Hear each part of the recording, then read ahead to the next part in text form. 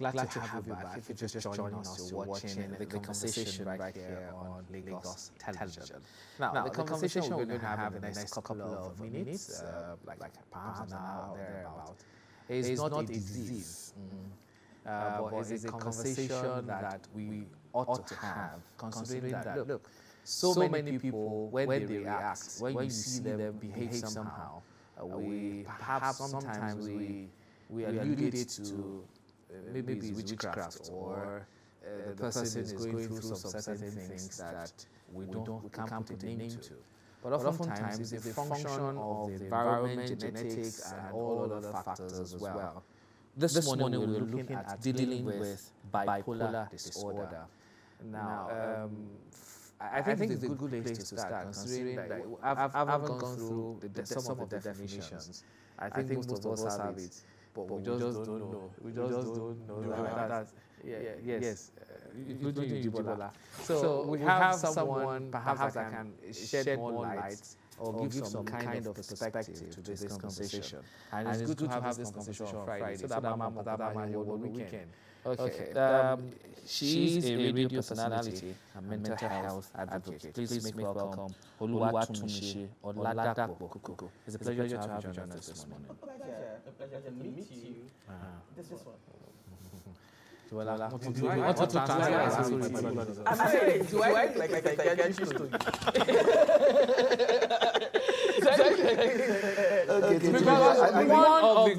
One of the core ingredients or core feature of bipolar disorder is swing. Okay. And Jibola, you swing. You are the expert at swing. Swing. No, don't. That's not where we are going. I think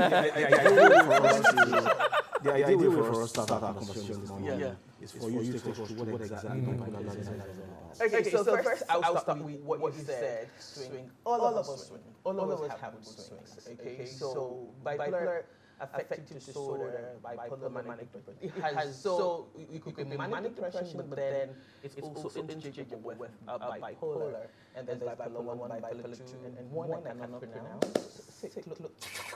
I can't pronounce, just like I cannot pronounce. Help me, schizophrenia. Yes, right. That's schizophrenia. Yeah. You know, so we all have moods. We all, and that is in the area of mental health generally. Bipolar, though, is in the world of mental ill health.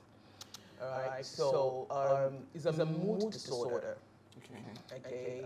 There's depressive episodes, and then depending on whether it is bipolar 1 or bipolar 2, we have manic episodes and hypomanic episodes. So the manic episodes or the episodes that feed on excessive excitement, and the depressive episodes.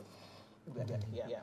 So for bipolar 1, that is where you see these people who, a lot of bipolar 1 people, or I don't want to use patient, but people, let me use people, are excessive, destructive, they're reckless, and it affects the way that they deal with people. Same with bipolar 2. The difference, though, is bipolar 2 patients and people like me or hypomanics are so, yes, we have our excited moments, extreme excitement moment, but not extremely destructive, and it doesn't last as long as it lasts for bipolar 1. So for bipolar 1, if a person is, the person is normal, you lose this normal, but the person is bent. Yeah, one with it. Don't worry, everybody has it. That's just like, it's different than, you now have the money and you just spend it recklessly just to feed that crowding thought. So basically what the manic episodes are about is the crowded thoughts that cannot be managed. Okay, at what point does the person realize that I think this is much more?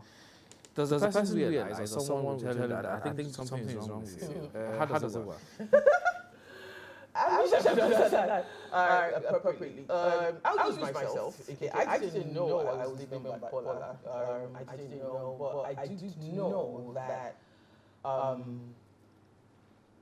I tended more to the depressive episodes, and work was my manic episode. So that's why as I said, I was one soldier. I was very, almost unapproachable. But when I'm at work, I'm 100%, and I'm functional. And then and then I began to suffer. I've always had insomnia, but then it got worse. I would go 7 days without sleep, and that would, yes, not even a nap. And that would again feed me to be more excited. So I'm at work, and then I had a shift job. So the shift job even made it even, more, was easier for me to be hypomanic for a long time. And then I get home, and I'm that person completely. God bless my children and my husband. Only God knows who's coming back today. But I began to seek help after the second child when postnatal depression got worse. For my first child, it was just for about a month or two. But for my second child, the insomnia got worse, and then the PND really dug. And then I was having psychosomatic. I promised myself I was going to use big. I was having. Don't worry, break it down. I was having psychosomatic responses. I was sick. I was adding weight, and I was working hard. So my manic episodes, for example, I could go 10 km. I could run for 10 km, and I would still feel sleepy. I could do a high intensity workout. If you know Shanti, I'll do that, and I'll still not sleep. And these fed, and my body started breaking down quite literally. We'll go to hospital. All tests came back okay. My thyroid function was fine. I would physically be sick, but the results will come back okay. Then my doctor, God bless him, said, I need to send you to a family physician. And then we got to a family physician. After we talked, I said, babe, you need to see a psychiatrist. And I'm like, what? Psychiatrist for what? And she, of course, was because she had a background. There's a lot of trauma in my story. And then she was like, I think you need to see a psychiatrist. I battled that for about 6 months, but then the insomnia got worse. I needed to function at work. I didn't have a problem functioning at work. Were you taking medications? Not then. For the headache? They stopped giving me medication because, it wasn't working. I was constantly back in the hospital. It was like I said, it was psychosomatic. It was just, and then, well, I got a doctor, and then we were talking, and then he said, oh, this girl, you're very intelligent. So you know what he did? He just pushed the psychiatric test book to me. And the first thing he said, you have automatic negative response. I said, everybody has that. And I said, no, not everybody. Everybody has automatic. Yes, I said, no. And then I said I should cut that. And then I literally diagnosed myself. And it was okay for me. It was okay for me because that's the kind of person I am. I'm a process person. I needed to know. And process it. And process it. And then eventually went to neuropsychiatric hospital in Yaba. And then I was in the middle of an episode, and then the psychiatrist, auntie, bipolar, and I know a lot of people running from the psychiatric hospital in Yaba, but it's such a beautiful place. And he said to me, the first thing he said to me was like, slow down before you think you're running my mind. No. Most creatives, most energetic, most creatives are bipolar. Okay. Yes, because we create from the dark. Okay. This is the first time I see Bipolar exonerate himself from reality.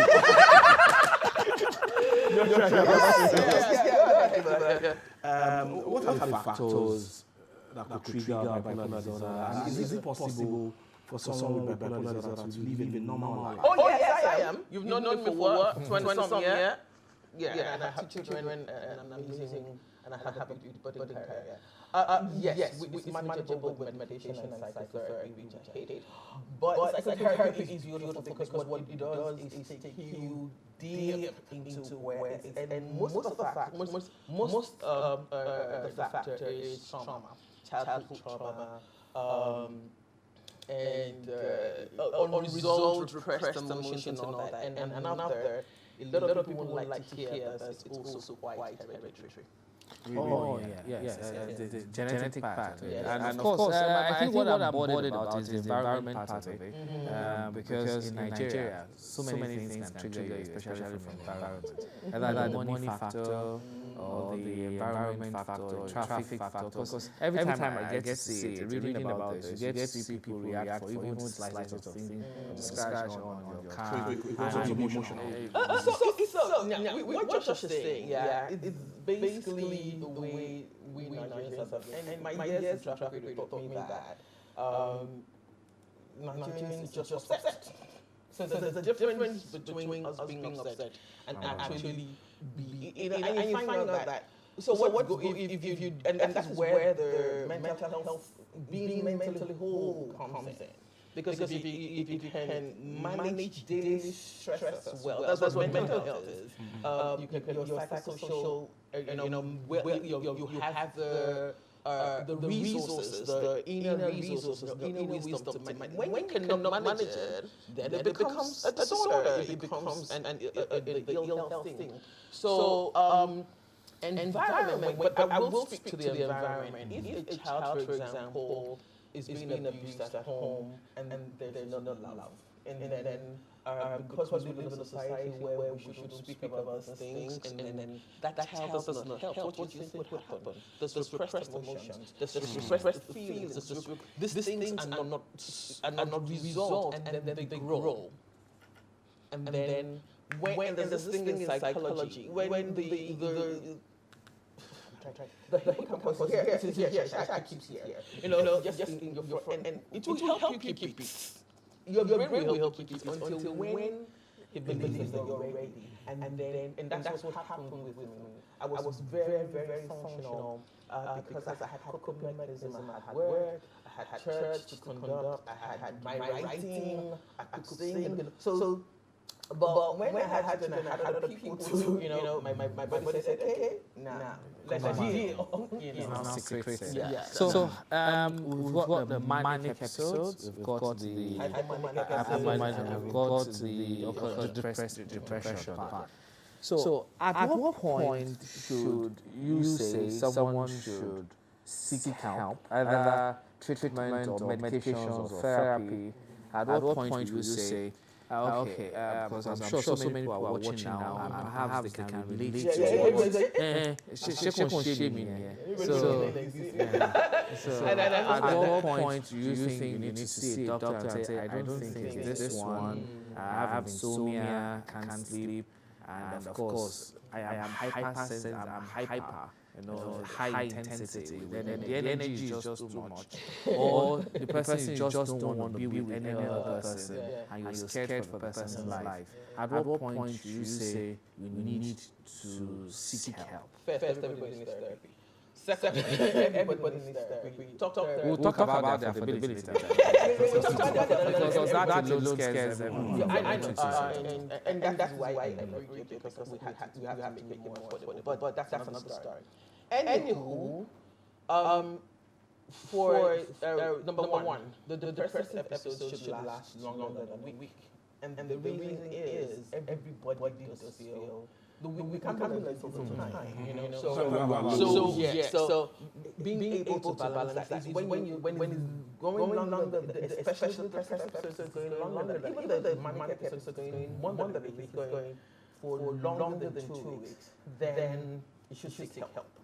You should seek help.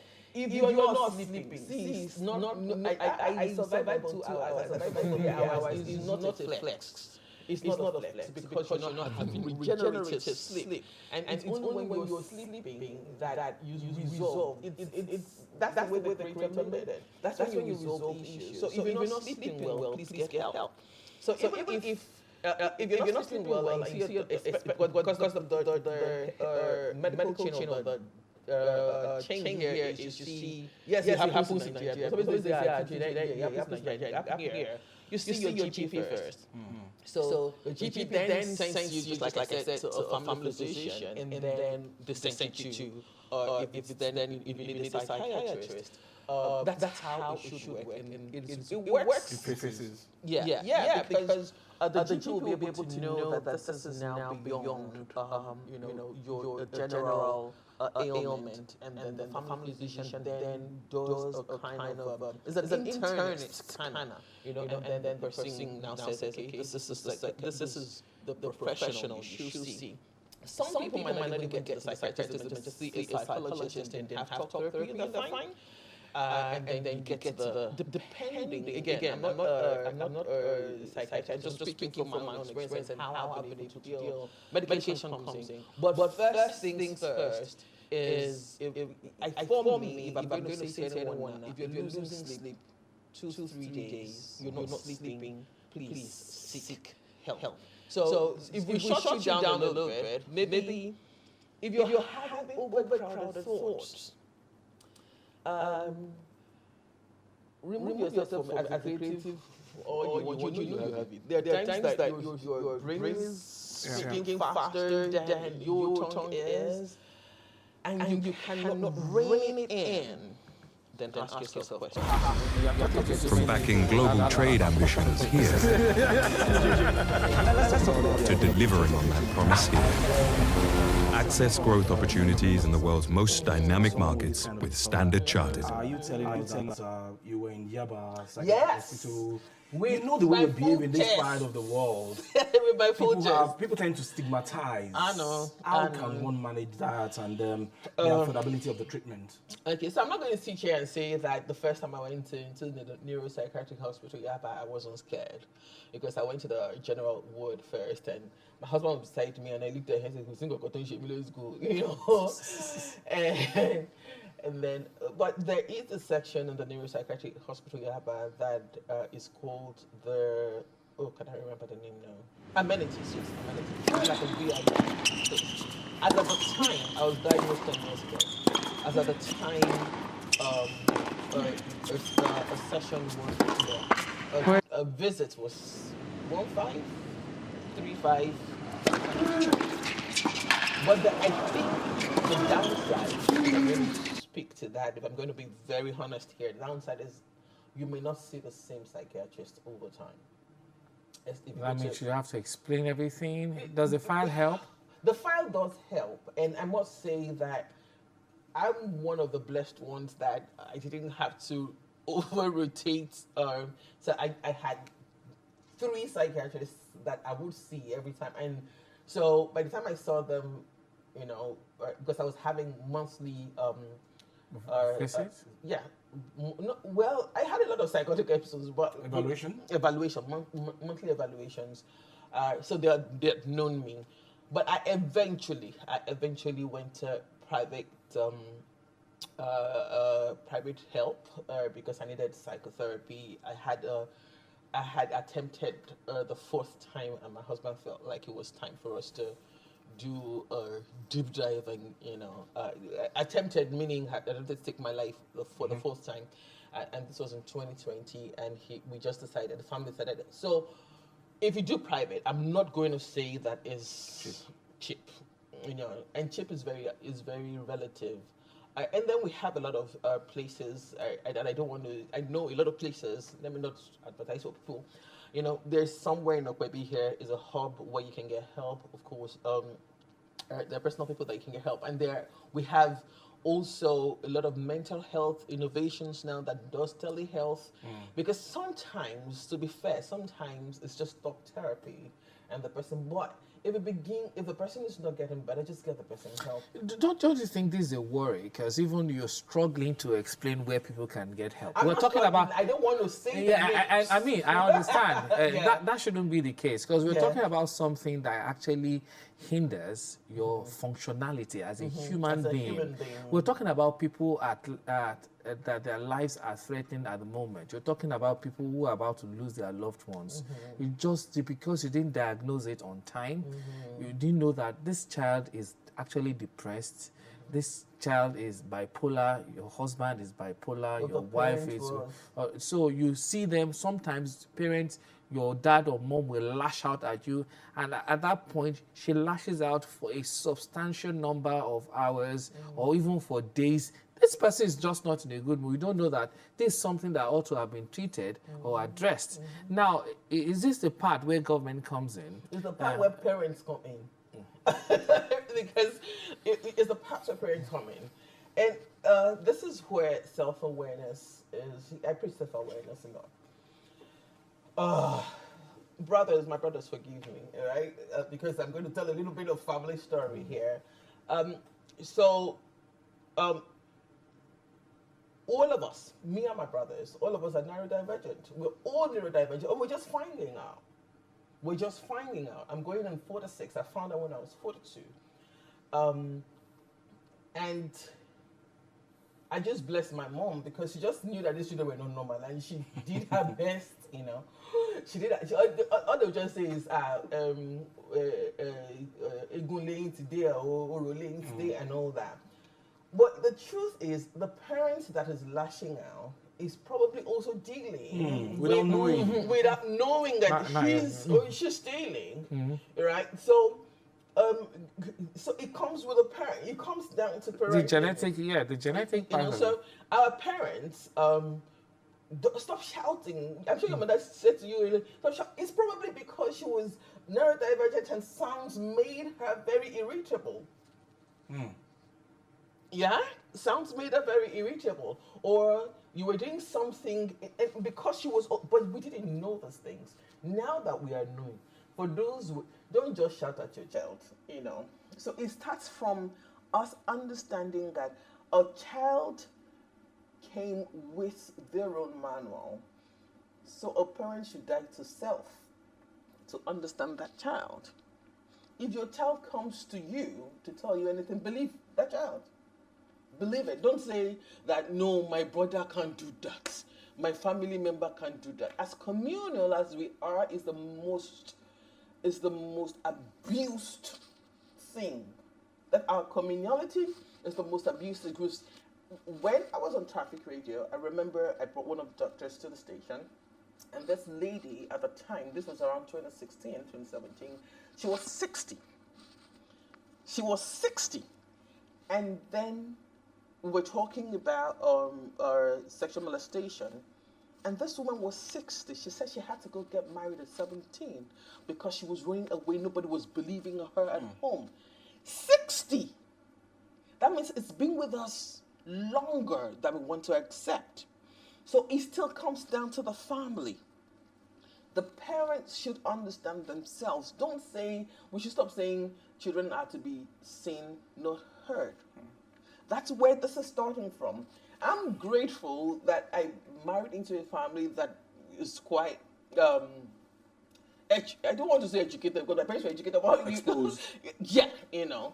And my mother-in-law was the first person who noticed that I had postnatal depression. And the kind I had was not that I wanted my child away from me. I wanted my child close to me. And the reason is simple. I was not protected. I wanted to protect my child. Every other person go to heaven, but leave my child with me. So we need to step out of our comfort zones to help one another before we even get to government. For example, the neuropsychiatric hospital Yaba has a sleep center. But we don't trust government enough to even go there. Yeah? I'm not saying it's perfect, though, but it's available. It's there, yeah. It's available, yeah? We run from it. We don't trust anything government anyways. So, yes, we do have help. And government needs also to probably do more with education. And us, we media people, also need to know the right language to use to promote, to speak to. You know, for example, you notice I said that I tried to take my life. Somebody will say commit suicide. And committing suicide speaks to the Nullity Act of 1958. When you say somebody's committed suicide, you're still saying that the person committed an offense. No, this person was sick. And then the Lunacy Act of 1958 said, and a person who attempts goes to jail for a year. How the hell is that supposed to help the person? If the person is dead, what happens? One other thing I would like to know is if it is curable or it's something one would have to manage for a long time. I said I live with it. Okay. I So take it's medication. not curable. I don't want to say, I don't know whether curable. It's manageable. Okay. It's manageable because you will get to a point of awareness and you will know when you're being triggered. You will be able to say, oh, because now I know, okay, it's because I'm under a certain type of stress. Oh, I can actually feel it when I'm getting towards hypomania, and I can say to my children and my husband, okay, I need time. So it's manageable. Of course, if it is really bad, medication, please. Medication, please. Don't run away from medication. It's chemical imbalance. It will make you fat. You know, but, you know, it's keeping you alive and it's helping you manage and function. Yeah, but if psychotherapy will be a better option, and then psychotherapy is expensive, but psychotherapy, painful, expensive, but it does give you the tools to then be able to identify. You know, you talk about the origins, and then it gives you the tools to identify and very self-aware of who you are, what it says, and everything. And then you know how to stay away from events. Then you know that, oh, why is this event upsetting me? Oh, it's because, oh, that has happened. That, you know, that event, for me now, I say, whatever it is that happened to me and happened for me. Because now I can help people. Did you say the therapy could be painful? Yes, it's painful because when they started asking you, for me it was sexual molestation. So when they start asking you the first time it happened, what do you think will happen? Yeah, and for me the first time when I was 6, and it went until I was 15. So, and then they'll tell you to explain to him. Yeah, it is painful. So imagine if it's a father wound or it's a mother wound, and they tell you to tell the first time your father did that to you. Do you understand? It will bring up, but then there's nothing wrong with sitting with that dirt, because in that dirt, that's where the answer is. Okay, for me, I think this will be my own final question. Okay. Is have we gotten to the stage where we need to make this conversation a national conversation? We should. Because now we're still talking about poverty. We're still dealing with those exigencies those of life. basic things, Yes. yeah. But So our mental part of it is often kept at the back end of the conversation. So have we gotten there yet, or there are better steps to take? We have gotten there. We got there like 20 years ago. But because we are a society that doesn't talk. See, there's abysmal in our lexicon, isn't it? So we got eons ago. We just don't want to talk about it.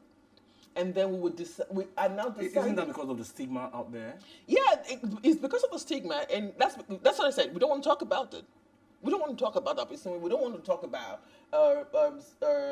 someone who. We don't want to talk about Nefertiti. All we see is the powerful woman, but Nefertiti had unresolved grief.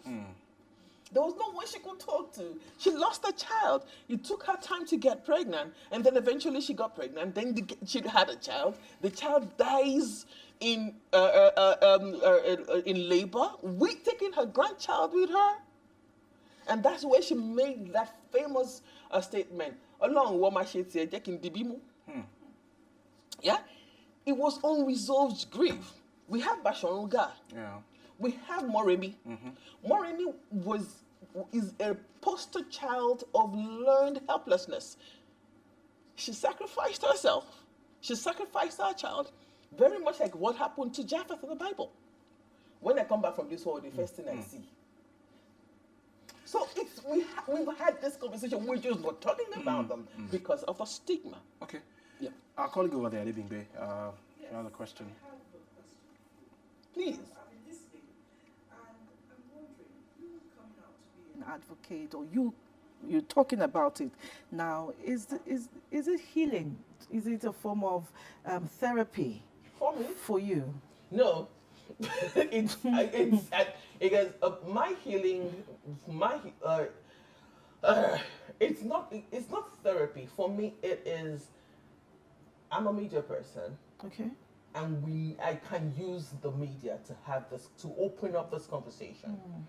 Because if we have these conversations, we could save other people. So for me, it's a mission that we can use the media to say these things, to help people understand that Abisinwe is not something that cannot be treated. Treated, okay. Have this conversation with your children.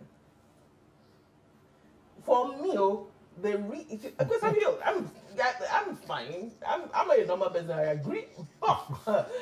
But if we, and I think that is the reason why I had to go through the 20 years I went through in media, so that I could understand and then know how to preach. Yeah. So it's not a form of therapy. It is a mission. It's a mission that the next generation after us shouldn't be going through what we went through. Right? There are a lot of people. If you sit 10 men down, apologies. Hey, thank you. Your sandwich between two. If you sit 10 men down, yeah, babe, if you sit 10 men down and you ask them their first experience, your first sexual experience, an auntie, a nanny. But because it's a man, Bipolar You can like to share relate. experience?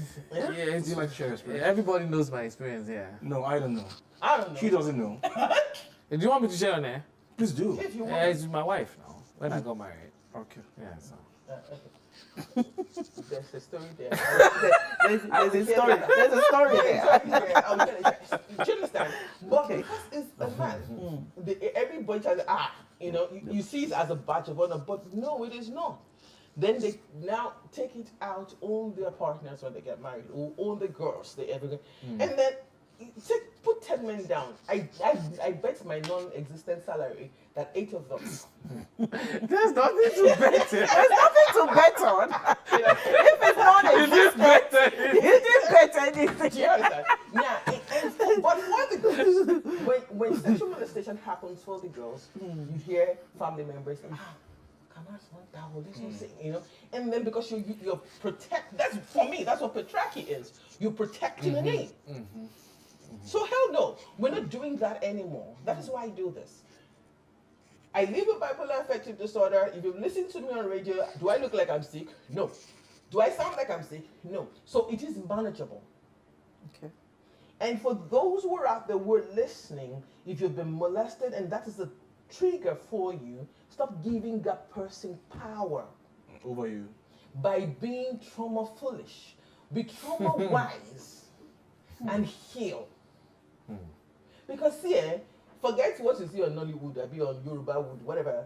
The person will go ahead and have a fulfilled life and you're still battling with pain. Yeah. And I'm not trying to invalidate or dismiss your pain, because trust me, it is a huge journey to go through. 10 years warrior now, and I'm grateful. But what I've come up with is the fact that I allow these people to sit in my head rent-free, and I see, all of them are still alive, and I see, hell, see this guy. Hey, see, it is me that is really the reader. This person has done whatever they wanted to do when I was younger. So, yeah, stop giving them power. Leave. You have a lot of things to live for. Leave. Heal. Healing is messy. Sit with the dirt. Embrace that anger. Embrace everything and come out like a phoenix. Good. Joshua, let's go. Okay, I think we just have to end it on that particular note. I think it's very, very touching and very poignant for us to have conversation like this, Yes, we and should. to have someone who is speaking true to her experience. I think it's a pleasure to have you here join us today. And of course, we've been speaking with Oluwatumishi Oladapo Kuku, a radio personality and mental health advocate, talking about addressing or dealing with bipolar disorder. Okay, I think we want to have more conversations about this next time to see how far we've gone, the journey, and I'm watching out for all, especially you, all of you in LTV. like Bipolar. Like Jibola!